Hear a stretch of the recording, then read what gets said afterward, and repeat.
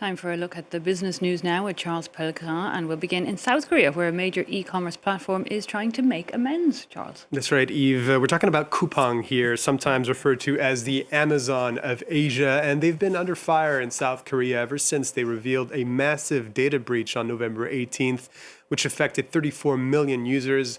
After weeks of public outcry and parliamentary hearings in Seoul, the company announced this Monday a compensation deal worth about 1.69 trillion won, that's about €1 billion, in the form of vouchers of about 50,000 won per person. It's approximately €30, which can only be used on the platform. This comes a day after the company founder Kim Bum issued his first apology for the data breach and promised compensation measures. The US-based entrepreneur, though, said he declined to attend parliamentary hearings scheduled for this week in South Korea.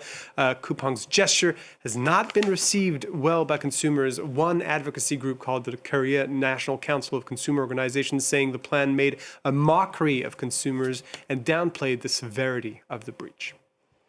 Moving on now, and former EU Commissioner Thierry Breton has given his first TV interview since being sanctioned by the Trump administration. The former EU Commissioner in charge of the bloc's digital rules was sanctioned last week by the US with a travel ban. He'd spearheaded the EU's Digital Services Act, which sought to make tech platforms more responsible for their speech that's used on their services by enforcing more content moderation. In his first televised interview since the sanctions were announced, he said the U.S. cannot force the EU to change laws that were voted for democratically, and he insisted on a strong response from Brussels, calling the EU institutions weak and adding that weakness in a world where the EU is surrounded by predators is what has led to this situation. He called on Europe to resist. Quick look at the markets this Monday, Charles. Well, in Asia this Monday, we're seeing mixed trading at the start of the final week of the year. The Kospi, as you can see there, leading the gains over the year. The South Korean index saw a 75% surge. It could be on pace for its strongest annual gain since 1999, boosted by semiconductor stocks like Samsung Electronics or SK Hynix and the AI boom. The Nikkei in Tokyo lower on the day, but saw gains of over 25% higher over the year. In Europe, meanwhile, we're seeing stocks trading pretty much flat this Monday. Volumes lighter this week on account of the end-of-year holidays, and with markets shut on Thursday. Also interesting to see defense stocks lower on the back of the latest Ukraine talks between Zelensky and Donald Trump.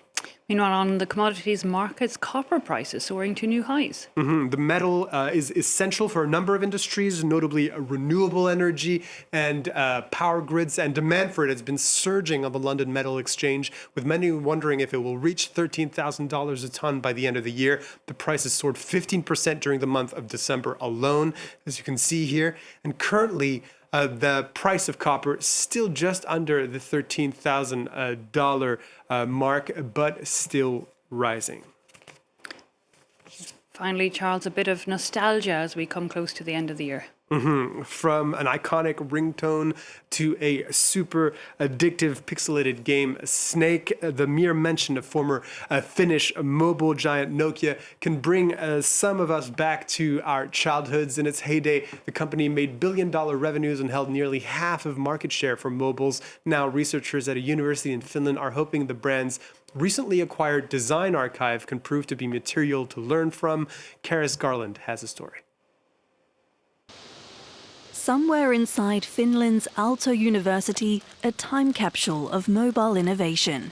From prototypes and material samples to sketches and internal publications, researchers have acquired the design archive of former Finnish mobile giant Nokia.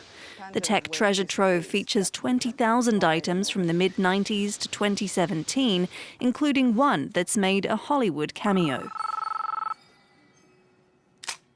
This is the 81110, which was also shown in the movie Matrix. Here is the 3310, the classic candy bar phone.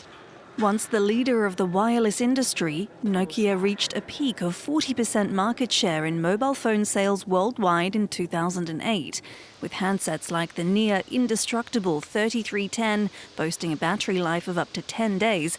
The company revolutionized how we connect on the move.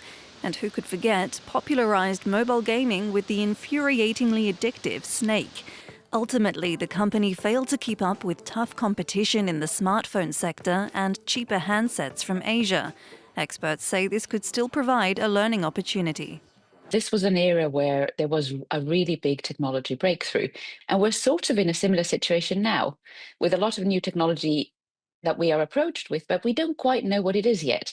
So I think in that sense, it could be a really good set of material to learn from. The Design Archive is also available online, providing insights into designers' experiences and previously unseen material.